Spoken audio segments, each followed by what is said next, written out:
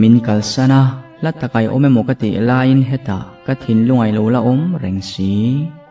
ni e kangai thina sin kan pahnia khovel kha aukir theini sela aukir kadu kan pahnia thon thu kha ma selamo tuna chuan nun hlui hriat reng tura hnuchhia aloni ta ni si hi ente ingai ve thinem kan nun hlui kha ni e ingai ve thin ngotang tiro achan chu nun hlui hriat reng tla kan lo nei ve to si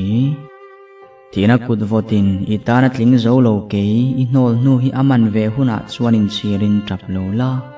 arsi en chungin kanaute thlamuang takin chola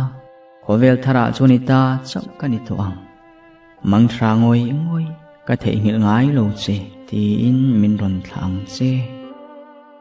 sorry but don't wanna talk I need a moment before I go